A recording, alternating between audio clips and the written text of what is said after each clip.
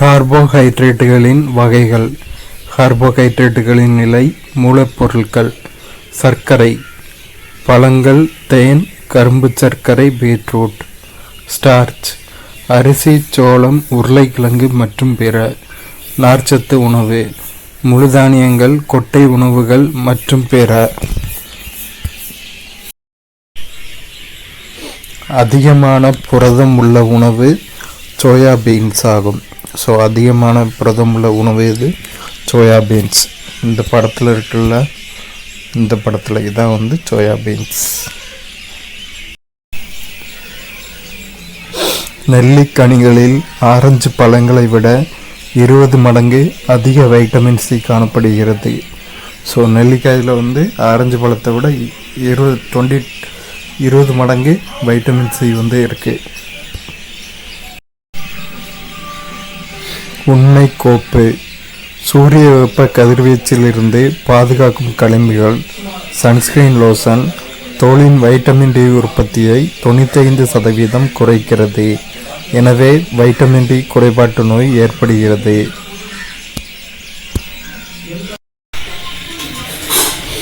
தாது உப்புகள் மற்றும் அவற்றின் பணிகள்.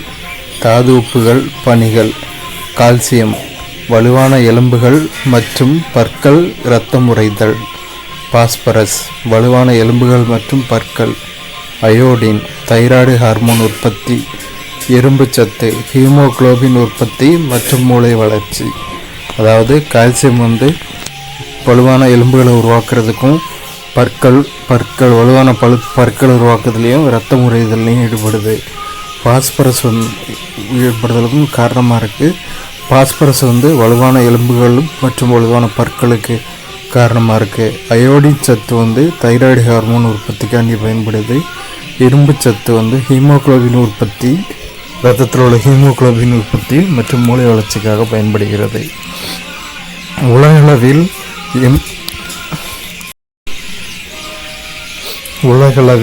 80% முருங்கைக்கீரை உற்பத்தி இந்தியாவில் தான் உள்ளது. முருங்கைக்கீரையை சீனா, அமெரிக்கா, ஜெர்மனி, கனடா, தென்கொரியா மற்றும் ஐரோப்பிய நாடுகள் இறக்குமதி செய்கின்றன. உண்மை கோப்பு: முருங்கைக்கீரையில் vitamin A, vitamin C, potassium, calcium, இரும்பு சத்து மற்றும் புரதம் ஆகியவை நிறைந்து காணப்படுகின்றன. இது ஆக்சிஜனேற்ற தடுப்பானாகவும் உள்ளது.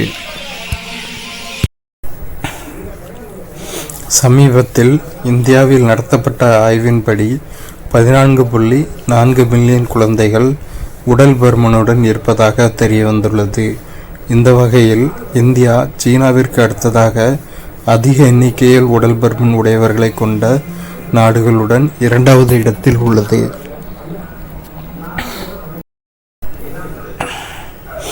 புரத குறைபாட்டால் ஏற்படும் நோய்கள்.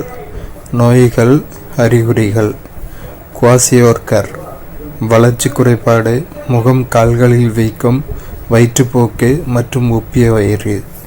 மராஸ்மஸ் அறிகுறிகள்: மெலிந்த உடல், மெதுவான உடல் வளர்ச்சி. தாது உப்புகள் குறைபாட்டால் ஏற்படும் நோய்கள். தாது உப்புகள் நோய்கள்: கால்சியம் நோய், ரிக்கெட்ஸ். பாஸ்பரஸ் குறைவால் ஏற்படும் நோய், ஆஸ்டியோமலேசியா. அயோடின் குறைவால் ஏற்படும் நோய், கிரிட்டினிசம். குழந்தைகளில் ஏற்படுகிறது, பெரியவர்களில் முன்கழுத்து கல்லறையாக ஏற்படுகிறது.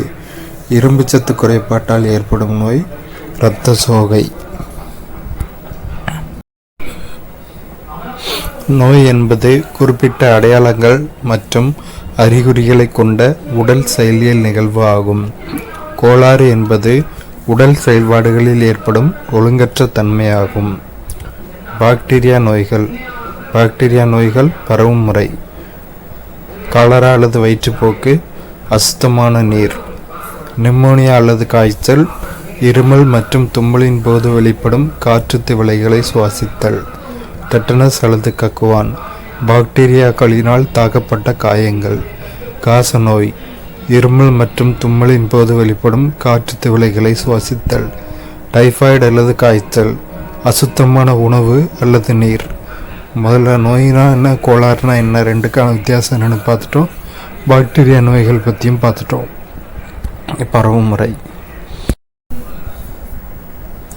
ஒரு வைரஸ் டிஎன்ஏவுக்கு பதிலாக ஆர்என்ஏவை பெற்றிருந்தால் அதற்கு ரெட்ரோ வைரஸ் என்ற பெயர். ஸோ ரெட்ரோ வைரஸ்னால் என்ன? டிஎன்ஏக்கு பதிலாக ஆர்என்ஏவை பெற்றிருந்துச்சுன்னா அப்படி பெற்றிருக்கக்கூடிய வைரஸ் தான் ரெட்ரோ வைரஸ்.